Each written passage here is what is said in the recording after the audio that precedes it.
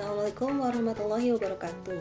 Pekan ini kita akan belajar mengenai pembuatan kontur sebagai praktikum pekan ketiga mata kuliah Perlindungan Tanah dan Air Sekolah Vokasi IPB.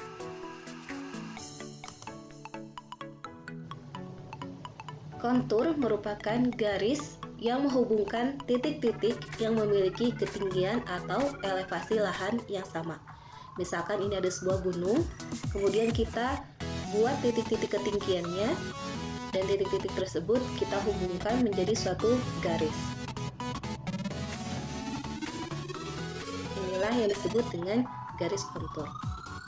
Garis kontur di lapang itu tidak terlihat, tidak nyata, sedangkan jika kita pindahkan, kita buat pada kertas atau bidang datar, maka garis tersebut bisa kita lihat secara jelas.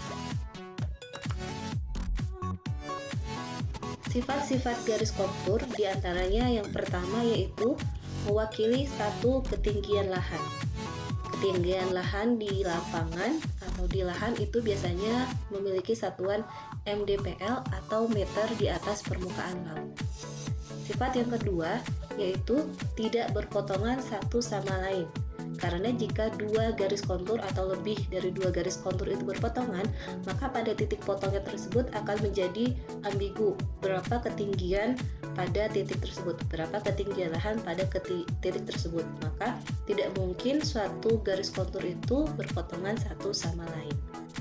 Sifat yang ketiga yaitu semakin rapat garis kontur, maka kemiringan lahan semakin curam. Dan sebaliknya, semakin renggang suatu garis kontur, susunan garis kontur, maka kemiringan lahan semakin landai atau datar.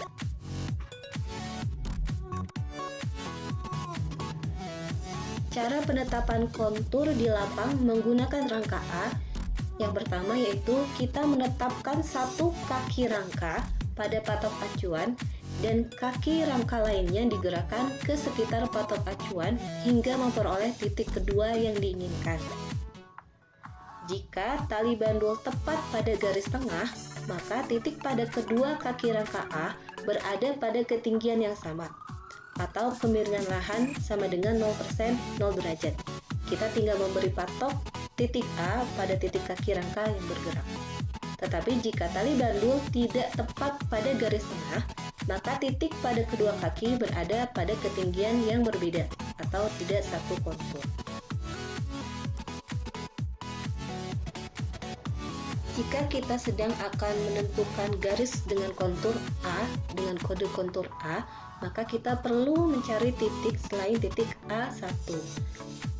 Kita mencari titik A2 menggunakan rangka A, bisa dengan cara yaitu menggerakkan kaki titik yang tadinya ada di titik A1 ke arah kiri atau ke kanan atau ke belakang, tetapi kaki pada patok acuan itu diam. Kemudian kita mencari suatu titik dari kedua kaki tersebut yang menyebabkan nanti tali bandul tepat berada di tengah atau di garis tengah palang yang horizontal. Atau kita bisa juga menjadikan titik A1 sebagai titik acuan dan menggerakkan kaki rangka A yang tadinya diam di patok acuan, seperti itu. Kemudian kita bisa melanjutkan mencari titik A3 dengan cara yang sama seperti kita mencari titik A2.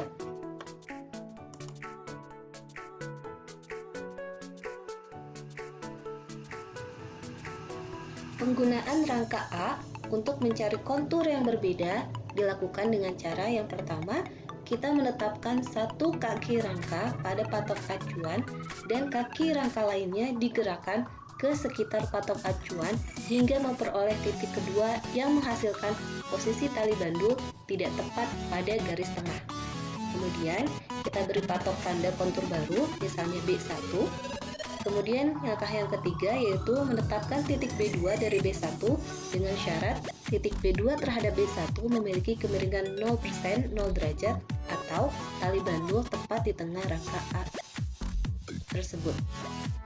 Caranya sama seperti kita menentukan titik A2 dari A1 atau A3 dari A2.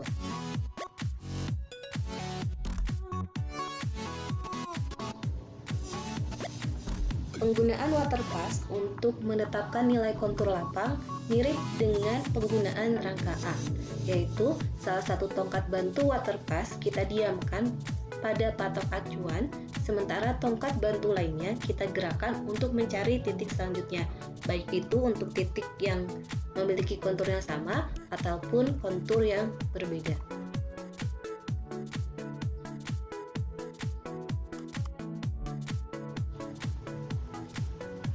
Dua titik, yaitu titik acuan dan titik baru atau titik pada masing-masing kaki tongkat bantu waterpass ini dinyatakan sebagai titik pada kontur yang sama jika ketinggian air pada selang berada pada ketinggian yang sama dari permukaan dan selang bagian bawah, yaitu di bentuk U-nya itu mengenai permukaan lahan.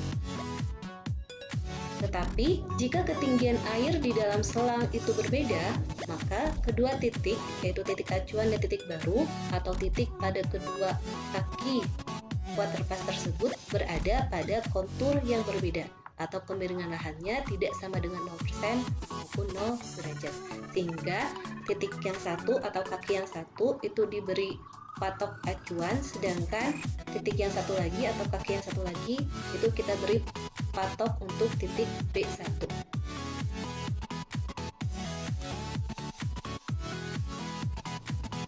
Penggunaan klinometer sederhana untuk menentukan kontur lapang akan memerlukan suatu tongkat bantu. Tongkat bantu ini ditandai ketinggian mata si pengamat terlebih dahulu. Caranya, pengamat berdiri di bidang datar atau suatu lahan yang datar, kemudian tongkat bantu tersebut ditempatkan di antara kedua kaki pengamat. Pengamat harus berdiri dengan tegak, kemudian dibuat tanda ketinggian mata pengamat pada tongkat bantu. Cara penggunaan klinometer pada lapangannya setelah kita membuat tongkat bantu yang telah ditandai tinggi mata pengamat, yaitu pengamat berdiri pada titik acuan, kemudian tongkat bantu diletakkan pada titik lain yang dianggap memiliki ketinggian lahan yang sama dengan titik acuan atau bentuk lahannya datar. Kemudian, pengamat membidik atau mengintip tanda tinggi mata pengamat pada tongkat bantu melalui sedotan pada klinometer dan amati tanda pada busur derajat yang terpasang pada klinometer.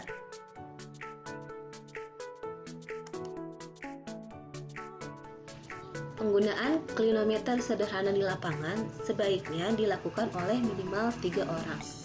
Orang yang pertama akan bertugas sebagai pembidik, orang yang kedua akan membantu menegakkan tongkat bantu, dan orang yang ketiga akan membantu membaca tanda sudut pada klinometer. Gitu ya. Jadi misalnya seperti ini, seorang pengamat pembidik itu akan berdiri di satu titik, kemudian orang lainnya, petugas lainnya atau pengamat lainnya akan berdiri pada titik lain dan sambil memegang atau menegakkan tongkat bantu. Pembidik akan fokus untuk membidik tanda ketinggian mata pembidik.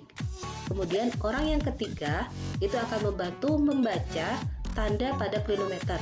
Apakah tali yang berbandul tersebut tepat berada di atas tanda 0 derajat yang pernah kita buat sebelumnya pada klinometer atau tidak. Jika tali bandul tepat berada pada tanda 0 derajat yang sudah pernah kita buat, maka titik antara pembidik dan titik tempat tongkat itu ditegakkan, tongkat bantu itu ditegakkan, itu memiliki ketinggian yang sama. Atau bisa kita simpulkan konturnya sama.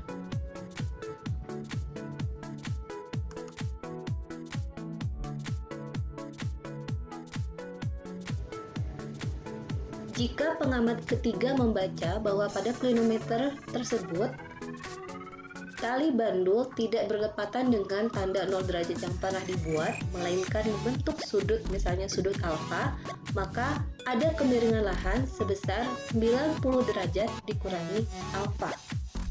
Yang artinya juga titik tempat pembidik berdiri dengan titik pada tongkat itu ditegakkan tidak memiliki elevasi yang sama atau konturnya berbeda.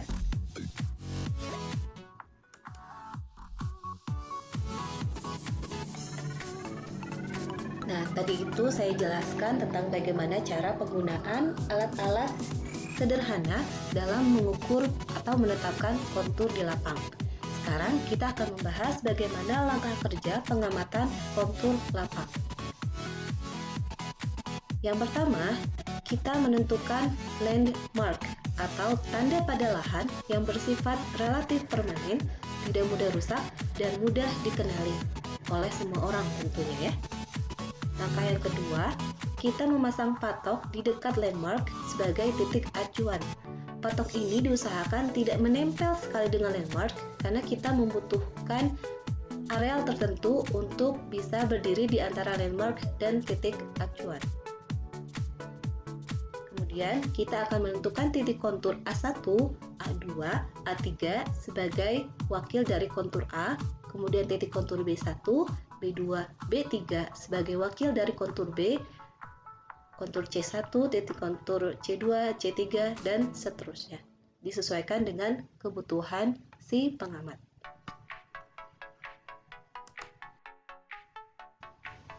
Untuk menentukan titik A, titik A1, A2, A3, B1, B2, dan seterusnya di lapangan, contohnya seperti ini. Kita tentukan dulu titik acuan, yaitu titik di dekat dengan landmark. Kemudian user menentukan dulu arah mata angin utara ke arah mana. Kita cari tahu dulu ya. Kemudian user yang satu itu bersiap untuk membidik. User yang kedua itu akan menegakkan tongkat bantu di titik tertentu yang sekiranya itu berada pada ketinggian yang sama dengan titik pembidik berdiri. Kemudian pembidik fokus untuk membidik titik tanda ketinggian mata dia pada tongkat bantu. Jika sudah tepat dan user ketiga atau pengamat ketiga melihat bahwa tali bandul bertepatan dengan titik tanda 0 derajat yang sudah dibuat, maka titik antara user berdiri, pembidik berdiri dengan titik tongkat bantu itu berada pada ketinggian yang sama. Maka kita beri titik A, patok A1, kemudian kita juga ukur jarak antara titik acuan ke titik A1. Dan kita ukur posisi titik A1 dari titik acuan. Caranya, kita arahkan kompas ke arah utara 0 derajat. Kemudian kita putarkan arah kompas tersebut ke tongkat bantu atau ke titik A1. Ini semua dilakukan di titik acuan ya. Kemudian kita lihat pada kompas itu berapa derajat posisi titik A1 dari titik acuan. Tuh. Kemudian pembidik berdiri di titik A1 untuk kemudian mencari titik A2. Jadi dicari lagi menggunakan tongkat bantu titik mana yang sekiranya memiliki ketinggian yang sama dengan titik A1. Jika sudah ketemu, maka kita beri patok titik A2 dan kita juga ukur jarak antara titik A1 ke titik A2. Selain itu, kita juga menghitung berapa posisi titik A2 dari titik A1. Jadi, caranya seperti yang tadi ya. Pengguna kompas berdiri di titik A1, kemudian mencari dulu, standarisasi dulu arah 0 derajat utara itu sebelah mana. Kalau sudah ketemu, putarkan badan atau arahkan kompas ke arah titik acuan A2. Maksudnya ke titik A2 atau tongkat bantu yang berada di patok A2. Kemudian baca pada kompas berapa derajat posisi A2 dari titik A1. Kemudian kita lakukan yang sama untuk mencari titik A3.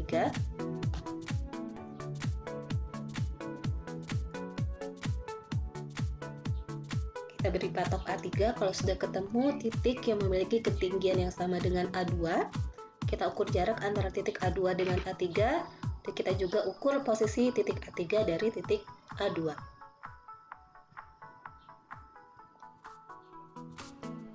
Kemudian, dari titik A3 kita mencari titik B1 atau titik yang memiliki kontur atau ketinggian yang berbeda dengan kontur A ini.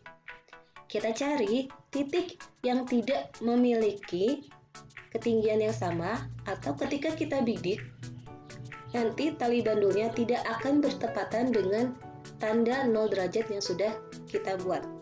Kalau sudah ketemu, ini akan lebih mudah daripada kita menentukan titik kontur yang sama. Kita beri patok titik B1, kemudian kita ukur jarak diagonal atau interval diagonal dan interval vertikal atau jarak vertikal dari titik A3 dengan titik B1.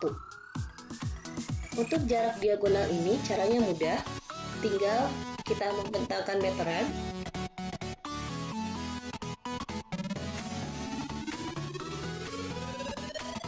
Kita pasang meteran pada titik A3 dan B1 pada bagian permukaannya ya, bertepatan dengan permukaan lahannya. Kita ukur berapa meter jarak tersebut. Itu adalah jarak diagonal. Untuk mencari interval vertikal atau jarak vertikalnya, kita menggunakan tongkat bantu lainnya, gitu ya. Kita tempatkan horizontal tegak lurus terhadap tongkat bantu yang berada pada titik B1. Kemudian kita ukur ketinggian dari tongkat bantu yang horizontal tersebut terhadap titik A3. Atau bisa juga tongkat bantu horizontal tersebut ditempatkan pada permukaan titik B1 sampai menyentuh ke tongkat bantu lainnya yang kita tempatkan di titik A3. Kemudian itu harus 90 derajat ya. Kemudian kita menggunakan meteran, kita ukur dari tongkat horizontal tersebut ke titik A3 itu ketinggiannya berapa. Setelah kita menemukan titik B1, kemudian kita bisa mencari titik B2, yaitu suatu titik yang memiliki kemiringan 0 derajat 0% dari titik B1. Ini juga kita ukur jarak antara titik B1 dan titik B2, tetapi jaraknya biasa saja. Selain itu, kita juga harus mengukur posisi setiap titik terhadap titik patokannya menggunakan kompas ya, seperti yang tadi. Jadi kalau misalnya titik B1 acuannya dari A3 misalnya, untuk titik B2 untuk mencari posisinya kita itu dari titik B1. Contohnya seperti itu.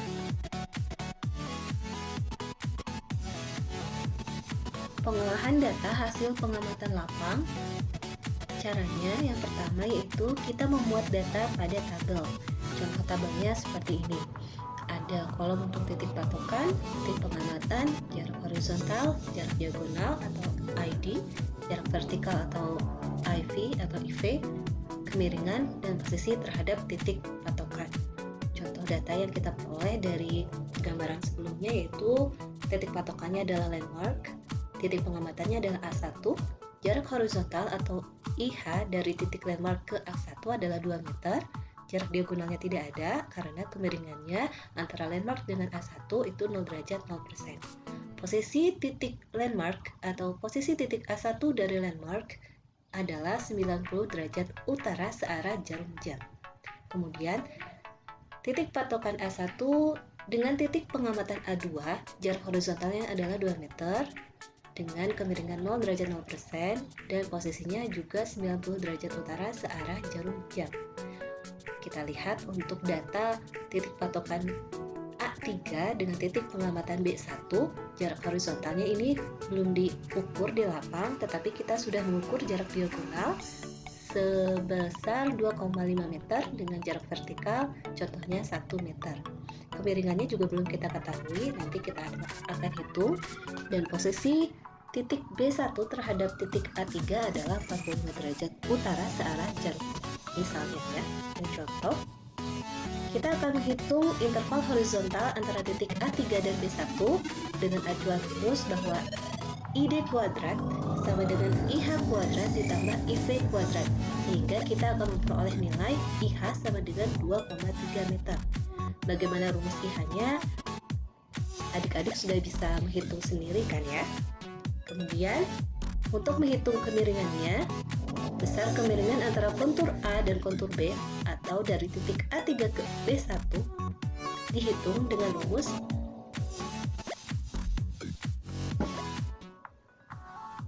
persen kemiringan sama dengan IV per IH kali 100%, sehingga diperoleh kemiringan antara kontur A dan kontur B sebesar 43%.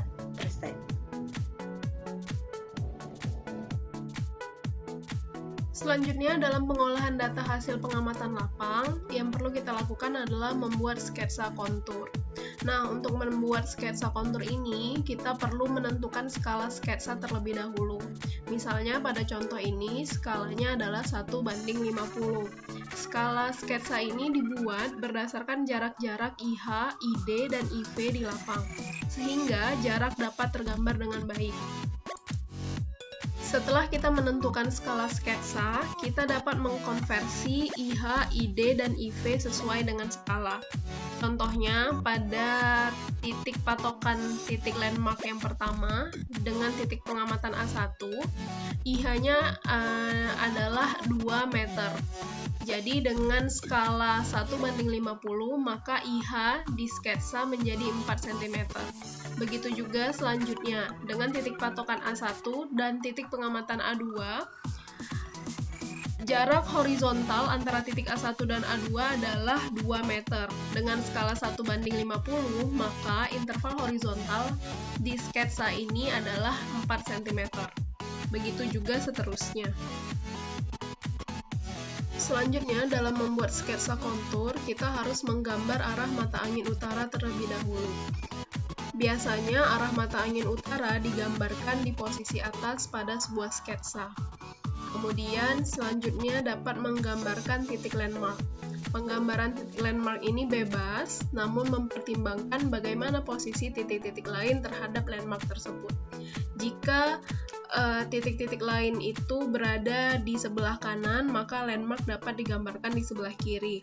Atau jika titik-titik lain terhadap landmark itu berada di sekeliling landmark, maka landmark dapat digambarkan di tengah sketsa tersebut. Kemudian selanjutnya adalah menggambar titik-titik kontur sesuai acuan data di tabel. Contohnya di sini adalah kita menggambar titik pengamatan A1 dengan titik patokan titik landmark. Jadi jarak antara titik A1 dan titik landmark itu adalah 4 cm di peta. Dengan posisi terhadap titik patokan itu adalah 90 derajat utara searah jarum jam. Jadi untuk mengukur 90 derajat utara searah jarum jam, kita dapat menggunakan butur. Seperti yang sudah digambarkan, ini adalah posisi titik A1 90 derajat utara searah jarum jam dari titik landmark. Kemudian kita gambarkan garis sesuai dengan jarak interval horizontalnya, yaitu 4 cm. Kemudian disitulah titik A1. Contoh yang lain, kita dapat menggambar titik A2. Jadi posisinya kebetulan sama, yaitu 90 derajat utara searah jarum jam dengan interval horizontalnya adalah 4 cm, maka di situ adalah titik A2. Nah, untuk menggambarkan garis di antara titik yang memiliki kemiringan 0 derajat atau 0% dapat dibuat secara nyata, namun garis antara kontur yang berbeda dapat dibuat putus-putus.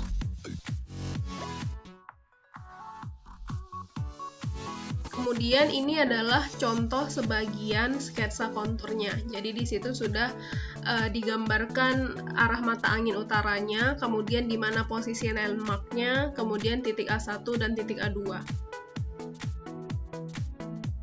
Sekian video pendukung untuk praktikum perlindungan tanah dan air.